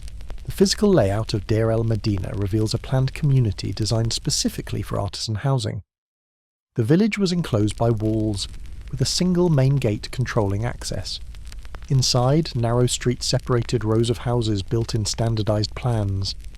This planned nature shows that the state created this village specifically to house the royal tomb workers and their families. The houses in Deir el-Medina followed basic plans with variations. A typical house included a front room, a main room with raised platform that served as bed or seating area, and back storage rooms. Some houses had second stories. Small windows and thick mud brick walls provided insulation from the harsh desert heat. While modest, these houses were adequate for family living. The separation of the village from agricultural land and the Nile Valley meant that residents depended entirely on supplied rations rather than growing their own food. This dependence on state provisioning made the workers vulnerable to disruptions, but also freed them from agricultural labour, allowing full-time specialisation in artistic work. The work organisation at Deir el-Medina divided the workforce into two gangs, left and right, which worked on different sides of the royal tombs. Each gang was led by a foreman who oversaw work and communicated with officials. This organisational structure provided clear chains of command and distributed responsibility. The work schedule typically involved the gangs walking to the Valley of the Kings to work for 8 to 10 days, living in temporary huts near the worksite, then returning to the village for rest days. This pattern created rhythms of work and rest that structured life. The rest days in the village allowed family time and community participation. The ration system provided payment in kind rather than money. Workers received grain, which women converted into bread and beer, along with fish, vegetables, firewood, and other necessities. Higher-ranking workers received larger rations. The regular distribution of rations was crucial to the community's functioning, and disruptions caused serious problems. The strikes at Deir el-Medina, documented in ancient records, occurred when rations were delayed or insufficient. These strikes, where workers refused to work until properly paid, show that the artisans had some collective power and willingness to use it. The resolution of strikes through provision of overdue rations demonstrates the state's dependence on these skilled workers.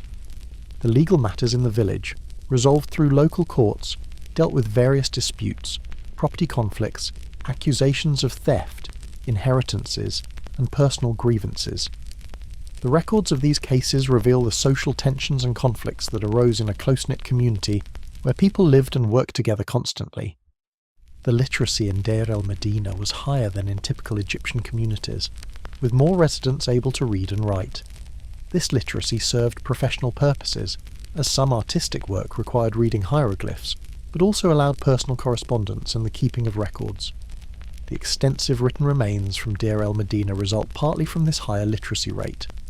The religious life of the village included personal chapels, local festivals, and participation in regional religious celebrations. The residents worshipped various gods, with particular devotion to deities associated with crafts, safe childbirth, and protection. The personal piety revealed in letters and religious objects shows the importance of religion in daily life. The family structures in Deir el-Medina followed typical Egyptian patterns, with nuclear families as the basic unit, though extended family relationships remained important. Marriage, childbirth, child-rearing, and death all occurred within the village context, creating tight community bonds through shared life experiences. The women of Deir el-Medina managed households, raised children, and contributed economically through various activities. Some women worked as weavers or in other trades. Women owned property and conducted business independently. The female experience, while distinct from male artistic work, was essential to the community's functioning. The education of boys in the village included both informal learning of trades from fathers and relatives, and for some, more formal scribal education. The perpetuation of skills through family teaching ensured that knowledge passed across generations, while allowing talented individuals from artisan families to potentially advance into the scribble class. The leisure activities in the village included games, music, storytelling, and social gatherings. The rest days from work allowed time for these recreational activities. The discovery of gaming pieces and other entertainment items in the village shows that work wasn't all-consuming and time for fun existed. The tombs that village residents prepared for themselves, using their professional skills, created a necropolis near the village. These tombs, while more modest than the royal tombs the workers created professionally, still demonstrated high-quality decoration and proper religious observance. Artists ensuring their own afterlife security applied their skills to personal projects. The medical care in the village came from local practitioners who treated injuries and illnesses. The hazards of artistic work, from stone dust to injuries, created regular medical needs. The community's response to health issues reveals both the limitations of ancient medicine and the solidarity of village members caring for each other. The economic activity within the village included informal markets and exchanges.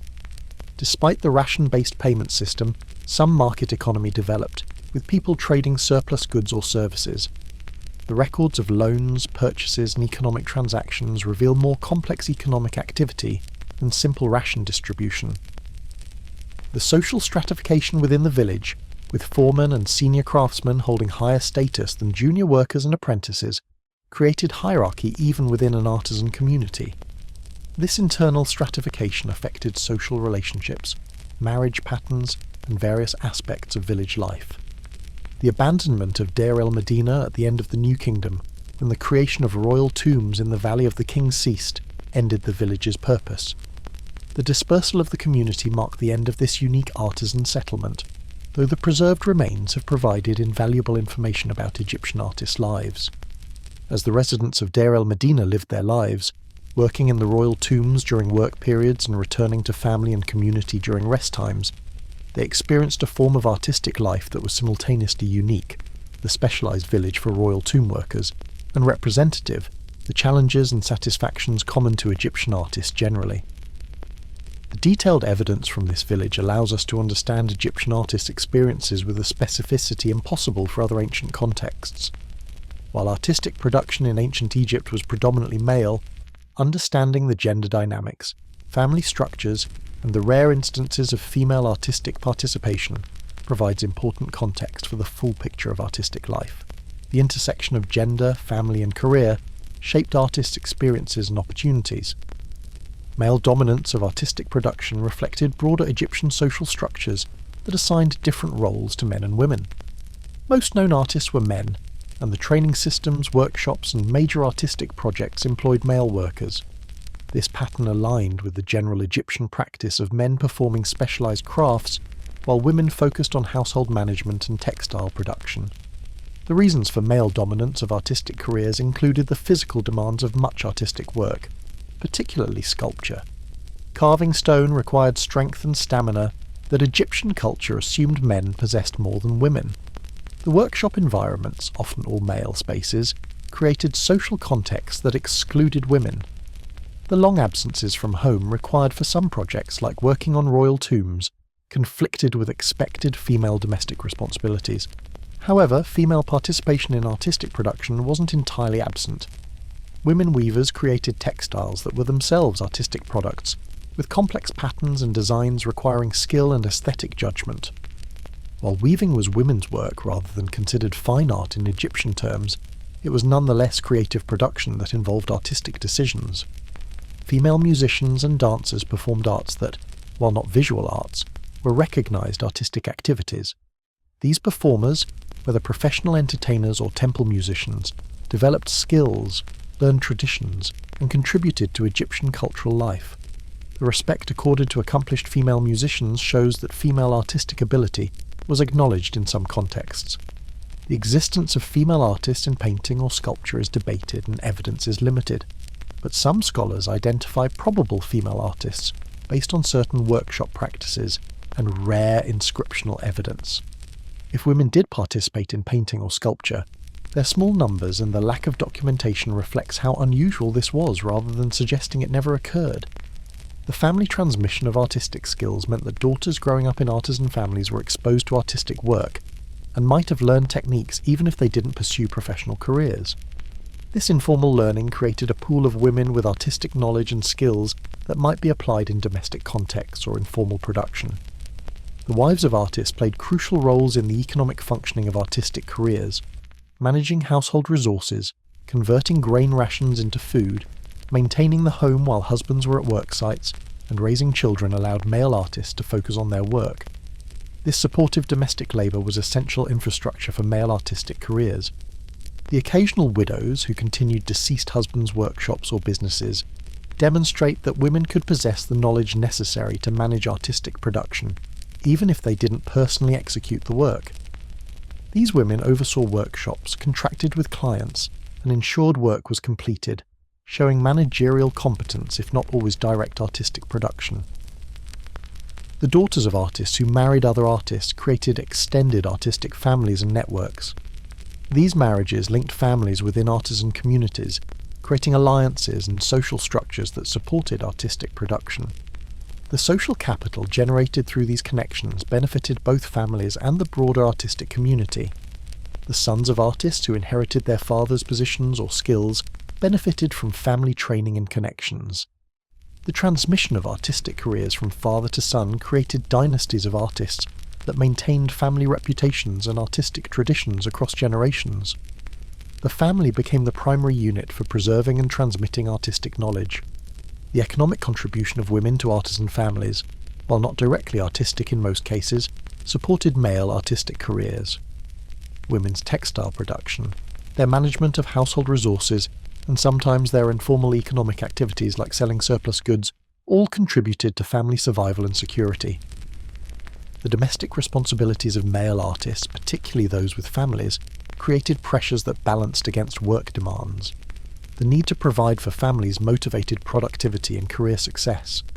The desire to return home from remote work sites, reflected the pull of family relationships. The balance between work and family obligations shaped male artists' experiences. The child-rearing practices in artisan families introduced children to artistic contexts from birth. Growing up watching fathers work, playing with art materials, absorbing workshop culture, all prepared children, especially boys, for potential artistic careers. This early exposure created familiarity with artistic life that later formal training built upon. The old age support that children, particularly sons, provided to ageing artisan parents created expectations and obligations. Sons supporting elderly fathers who could no longer work fulfilled family responsibilities that motivated the transmission of skills and the maintenance of family artistic traditions. The widowhood of female artists' spouses, if female artists existed, or more commonly of male artists' wives, created challenges and sometimes opportunities. A widow might continue a workshop, remarry another artisan, or depend on grown children. The economic vulnerability of widows in general Egyptian society surely affected artisan widows as well.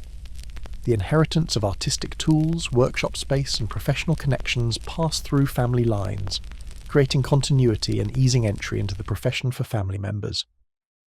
The material and social capital accumulated by successful artists benefited their children and created advantages that weren't available to those without family connections.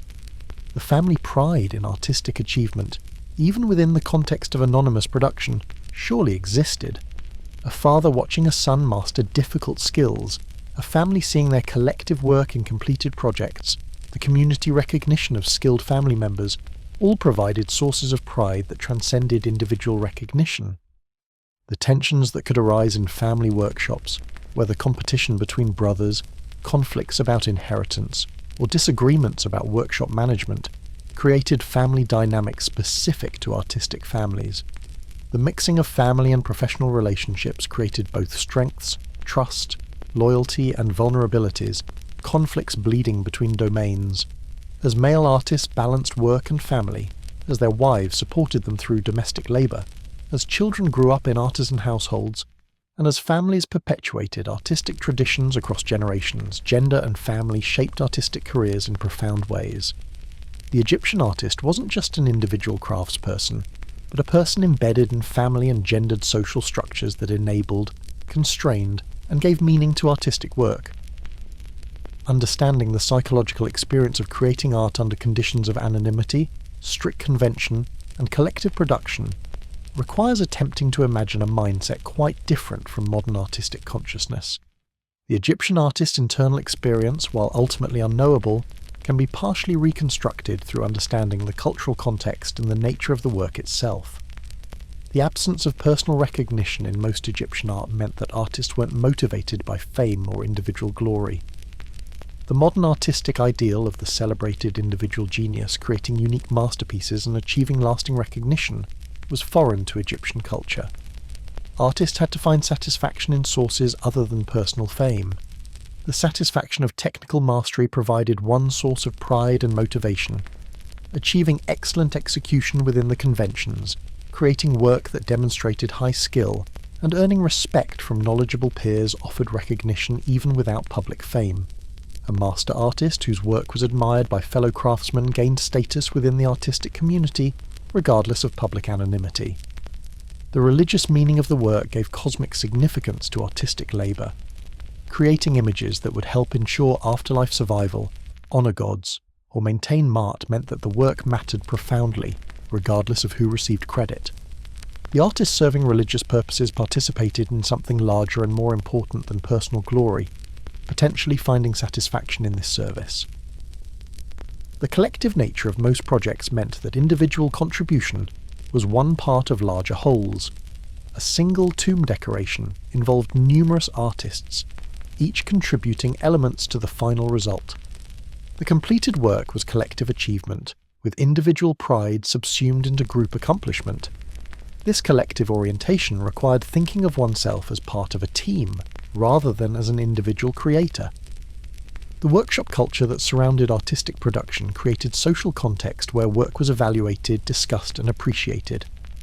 The conversations among artists, the teaching of apprentices, the solving of technical problems together, all created social environment where artistic work was meaningful, within the immediate community, even if anonymous to wider society.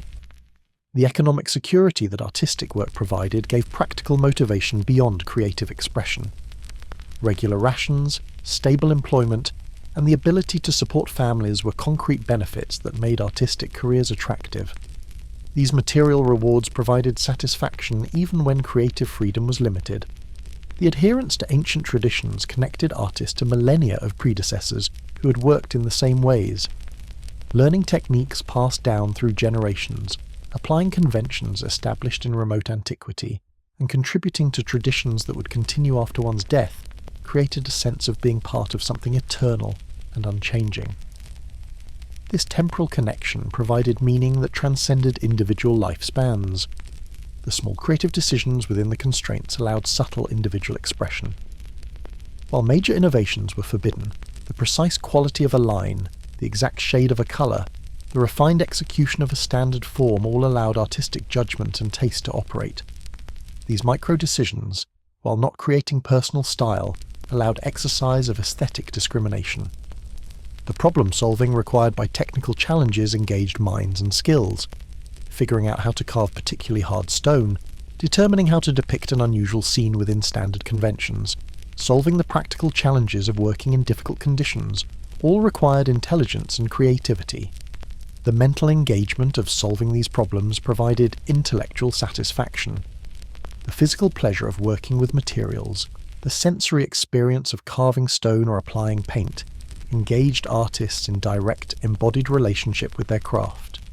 The texture of stone under tools, the flow of paint from brushes, the transformation of raw materials into finished works provided satisfactions that were physical and immediate rather than intellectual or social. The anticipation of completing projects and the satisfaction of viewing finished work provided emotional rewards. Seeing a section of tomb decoration completed, stepping back to view a carved relief, or watching paint dry into final colours all offered moments of aesthetic pleasure and accomplishment. These moments of satisfaction punctuated the often tedious labour. The relationships with patrons and overseers created social interactions that could be positive or negative. The appreciative patron or supportive overseer made work more pleasant and provided recognition. Difficult or demanding authority figures made work stressful, but the successful completion of their projects despite challenges brought its own satisfaction. The teaching of apprentices and the transmission of skills provided meaning through extending one's knowledge and abilities into future generations. A master artist watching a student achieve competence in techniques the master had taught experienced satisfaction in successful transmission of knowledge. The perpetuation of skills through teaching created legacy, even without personal fame. The awareness that one's work would last for eternity gave artistic labour significance beyond the immediate present. Unlike agricultural work where produce would be consumed or manufactured goods that would wear out, artistic creations, particularly in stone, would endure for thousands of years. This permanence gave artistic work a quality of eternal significance. The adaptation to constraints rather than rebellion against them characterized the Egyptian artistic mentality. Rather than chafing against limitations and seeking to break free, artists seem to have internalized the conventions and worked to excel within them. This psychological adaptation, seeing the constraints as proper rather than oppressive, allowed satisfaction within boundaries that modern artists might find intolerable. The religious belief in the cosmic importance of doing things correctly meant that following conventions wasn't just social conformity, but moral and religious duty. Creating images according to established forms was contributing to Ma'at, participating in maintaining cosmic order. This religious framework transformed constraint into virtue. The comparison with other crafts and occupations available in Egyptian society provided perspective on artistic work. Compared to agricultural labour, artistic work was less exposed to weather and crop failures.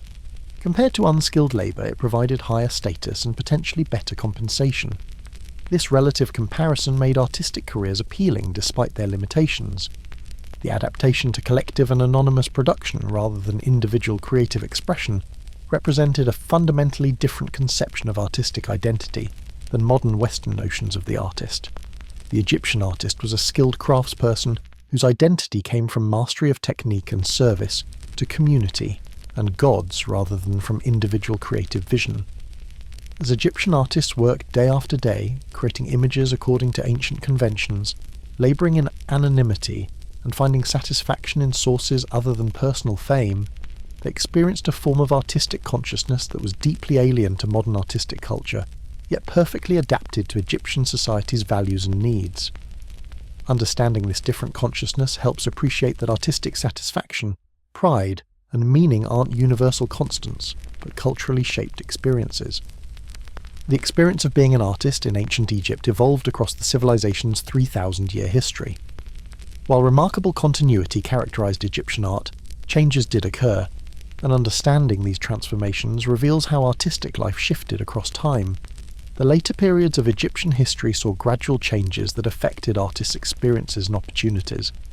The New Kingdom, particularly the 18th through 20th dynasties, represented a high point in Egyptian artistic production. The wealth flowing into Egypt from military conquests and trade-funded massive building projects that employed numerous artists. The great temples, elaborate royal tombs, and extensive artistic programs created stable demand for skilled craftsmen. This prosperity made the New Kingdom a good time to be an artist in Egypt. The Amarna period under Akhenaten represented the most dramatic artistic transformation in Egyptian history.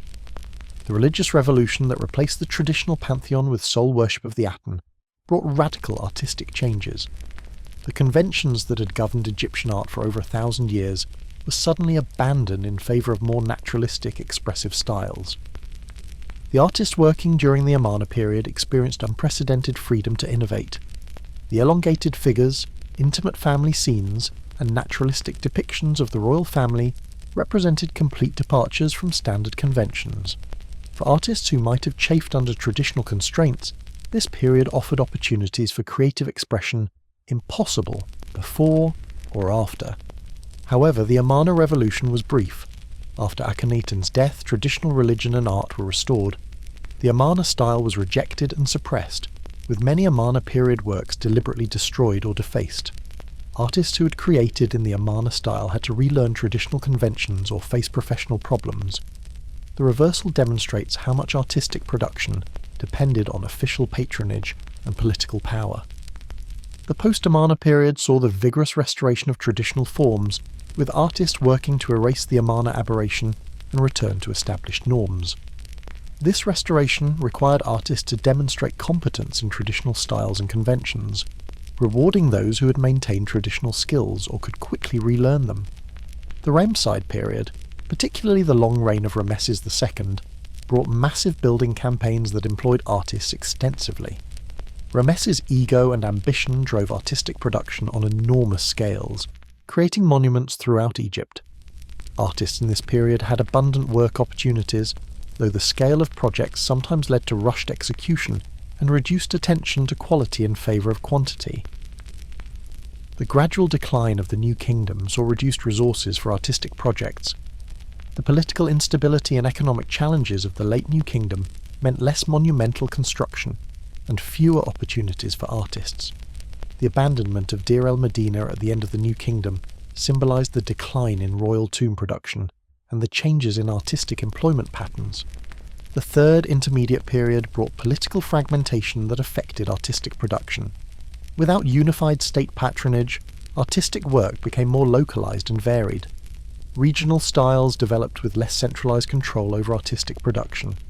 Artists worked for local powers rather than for the central state, changing employment patterns and possibly allowing more regional variation.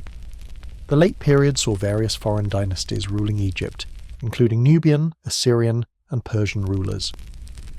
These foreign rulers generally adopted Egyptian artistic traditions for legitimacy, maintaining demand for traditional Egyptian art.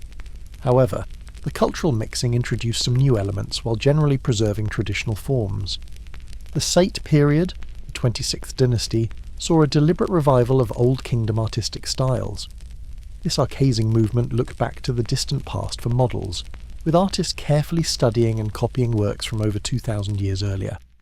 This historicist approach required artists to master ancient styles rather than developing contemporary innovations. The Persian domination of Egypt, while politically challenging, maintained demand for Egyptian artistic traditions. Persian rulers commissioned temples and monuments in Egyptian style, employing Egyptian artists to create works that legitimized foreign rule through adoption of native forms. Artists adapted to working for foreign masters while maintaining traditional Egyptian artistic language. The Ptolemaic period, when Greek rulers controlled Egypt following Alexander's conquest, brought the most profound cultural mixing in Egyptian artistic history. The Ptolemies patronized both Greek-style art and traditional Egyptian art, creating dual artistic traditions. Some artists specialized in purely Greek styles, others maintained pure Egyptian traditions, while some created hybrid works combining elements of both traditions. The temples built during the Ptolemaic period, including Edfu and Dendera, maintained traditional Egyptian architectural and decorative forms.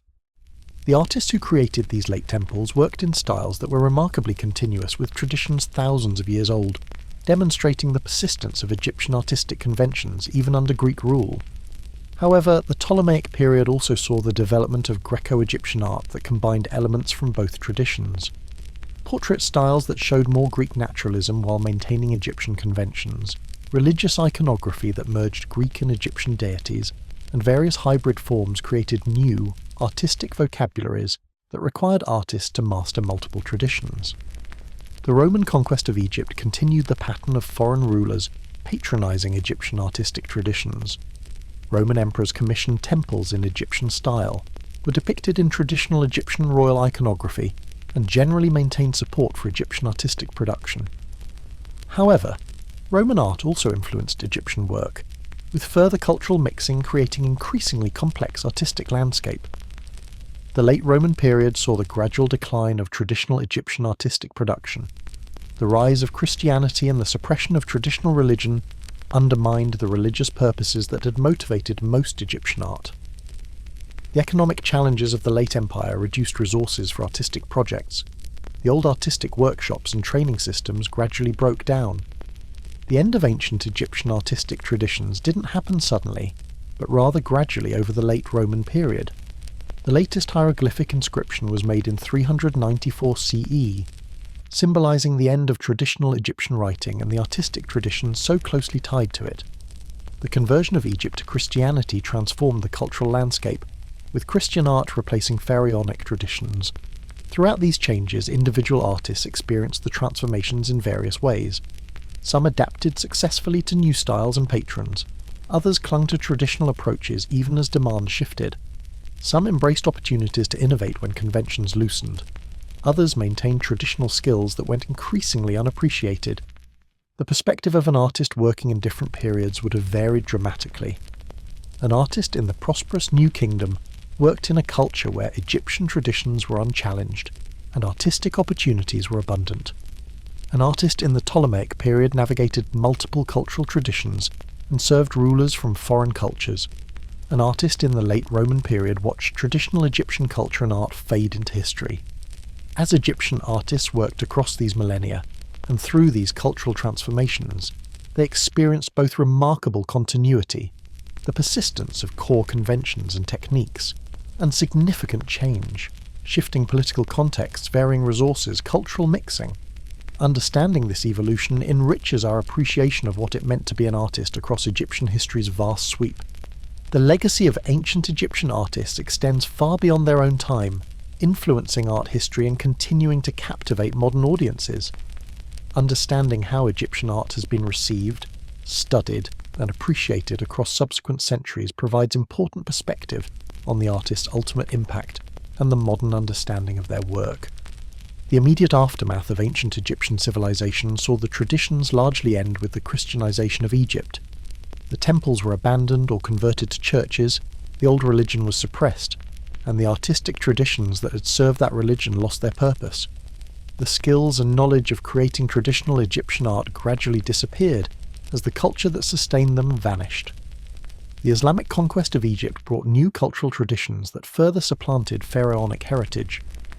While medieval Arab scholars showed some interest in ancient monuments, describing them and sometimes using hieroglyphic inscriptions decoratively, the understanding of Egyptian art and its original meanings was lost. The monuments remained impressive but mysterious. The Renaissance and early modern European travellers who visited Egypt were fascinated by the monuments, but had no understanding of hieroglyphs or the culture that created them. Egyptian art was admired for its exoticism and antiquity, but couldn't be properly understood without the ability to read the texts or comprehend the religious context. The Napoleonic expedition to Egypt in 1798 to 1801 marked a turning point in European engagement with ancient Egypt. The scholars and artists accompanying the military expedition documented Egyptian monuments extensively, producing the massive publication Description de l'Égypte that brought detailed knowledge of Egyptian art and architecture to European audiences. The decipherment of hieroglyphs by Jean-François Champollion in the 1820s revolutionized the study of ancient Egypt by making texts readable. This breakthrough allowed scholars to understand the purposes, meanings, and contexts of Egyptian art.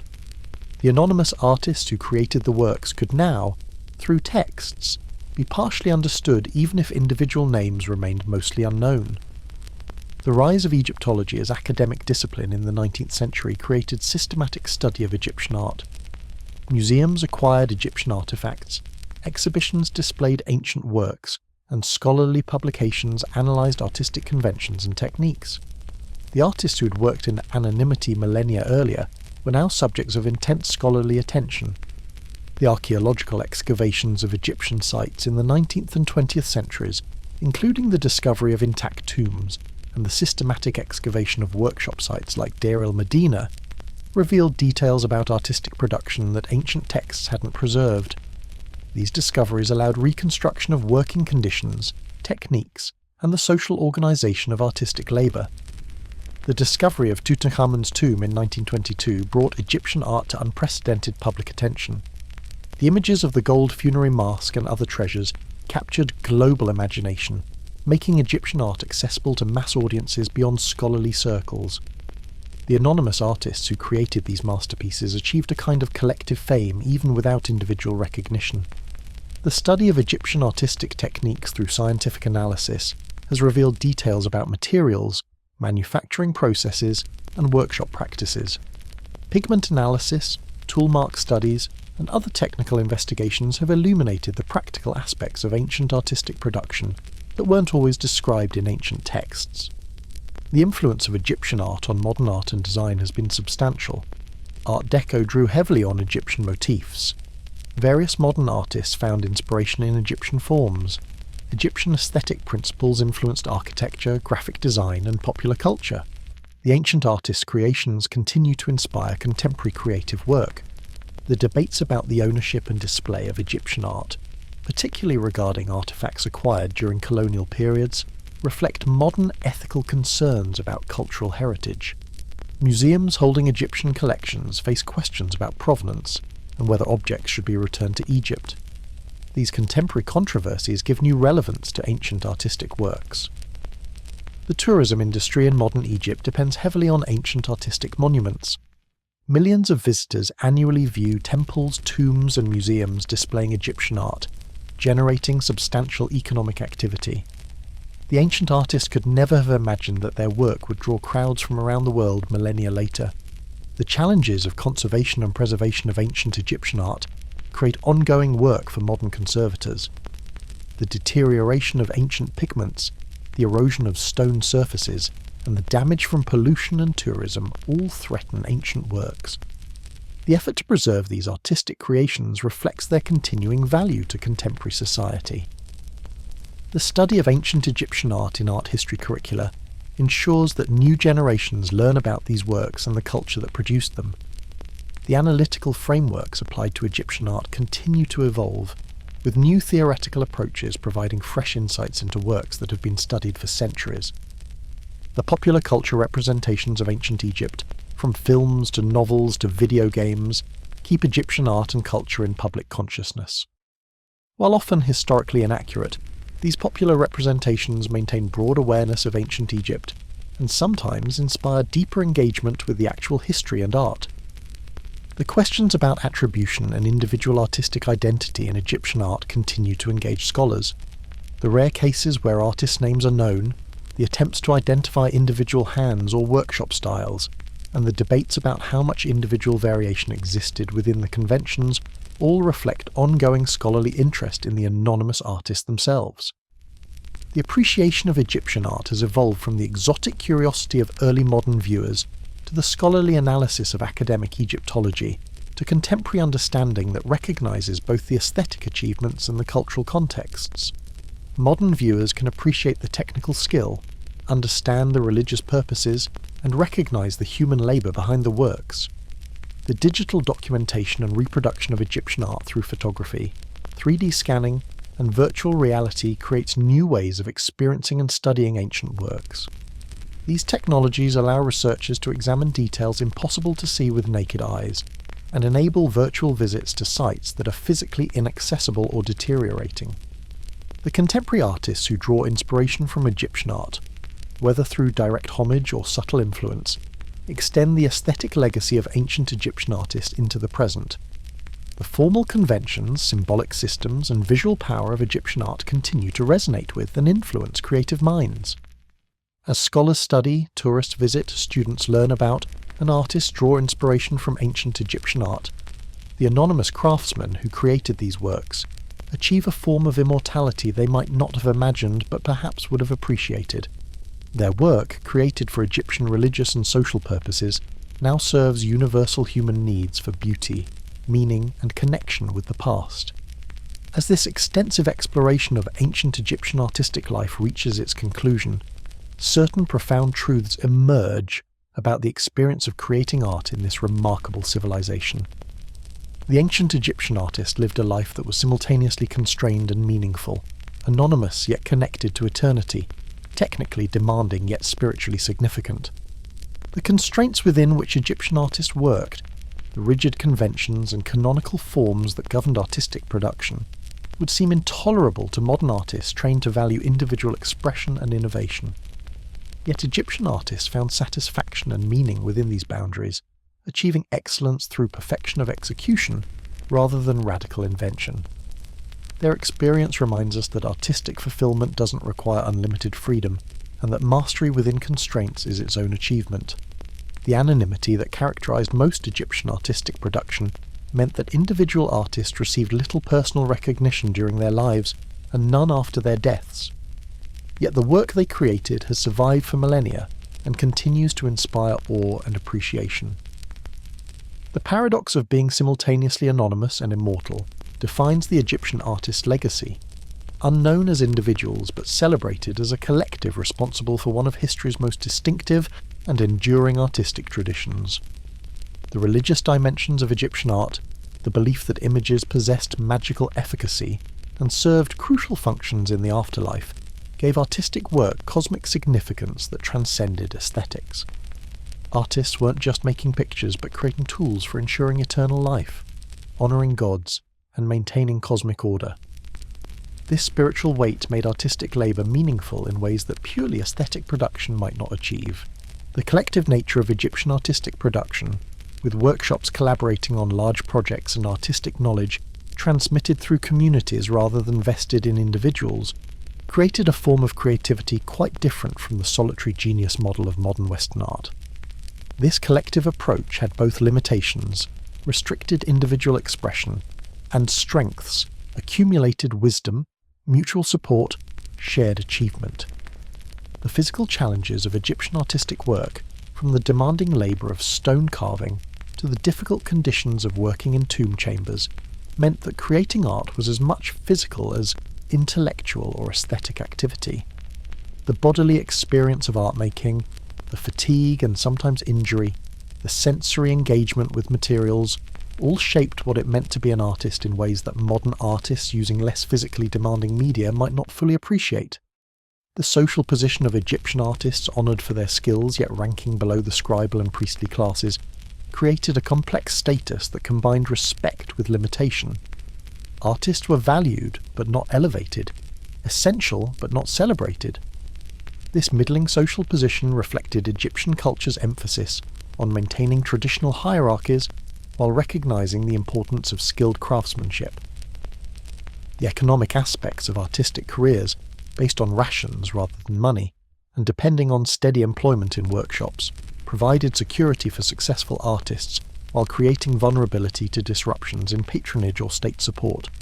The material conditions of artistic life shaped artists' experiences as much as aesthetic considerations, reminding us that art making always occurs in economic contexts that affect creators' lives, the family and community dimensions of Egyptian artistic life, with skills often transmitted through families and artisan communities, providing social context for work and life, meant that being an artist was as much about belonging to particular social networks as about individual talent or creative vision. The communal nature of artistic identity provided support and structure, while also constraining individual paths. The evolution of Egyptian art across 3,000 years, while maintaining remarkable consistency in core conventions, shows that even highly traditional cultures change gradually. The experience of being an artist in the Old Kingdom differed from that in the Ptolemaic period, despite continuities in technique and style. Understanding this evolution prevents essentializing the Egyptian artist into a single unchanging type. The legacy of Egyptian artists, the survival of their works across millennia, and the continuing impact on subsequent art and culture demonstrates that anonymity during life doesn't preclude lasting influence. The collective achievements of Egyptian artists have shaped art history and continue inspiring contemporary viewers and creators, giving these ancient craftspeople a form of immortality perhaps more profound than individual fame. The attempt to understand what it felt like to be an artist in ancient Egypt requires imaginative sympathy, recognizing that ancient peoples' consciousness and values differed from ours, while also acknowledging shared human experiences. Egyptian artists surely felt pride in good work, frustration with difficult challenges, satisfaction in completed projects, and the complex emotions that accompany creative labour in any era. The modern fascination with ancient Egyptian art reflects both the aesthetic power of the works themselves and the mystery surrounding their anonymous creators. We admire the technical skill, appreciate the distinctive style, and wonder about the human beings who created these enduring masterpieces. This curiosity connects us across millennia to people whose names we don't know, but whose creative labour we continue to appreciate. The lessons from Egyptian artistic production include the recognition that great art can emerge from collective, traditional and constrained processes rather than only from individual genius and radical innovation. The Egyptian example challenges romantic notions of artistic creativity while demonstrating that human creativity adapts to whatever cultural frameworks exist, finding expression even within rigid limitations. As this exploration concludes and attention returns to the present, perhaps there's value in remembering those anonymous craftsmen working in ancient workshops and tomb chambers. Their dedication to technical excellence, their service to purposes larger than personal glory, their collective creation of an artistic tradition that has outlasted empires and religions, all these achievements speak to possibilities for meaningful artistic life beyond contemporary culture's emphasis on individual celebrity and constant innovation. Thank you for joining this journey into the world of ancient Egyptian artists. May the skill, dedication, and spiritual purpose of those long-ago craftsmen inspire appreciation for the diverse ways humans have created beauty and meaning through art across history. May their anonymous excellence remind us that great work doesn't require fame, and that contributing to traditions larger than ourselves can provide profound satisfaction. And may their enduring legacy demonstrate that good work, honestly done with skill and care, can achieve a kind of immortality that transcends the individual, speaking across millennia to all who have eyes to see and hearts to appreciate. Good night, and may the creative spirit that animated those ancient artists continue to inspire human creativity in whatever forms the future brings.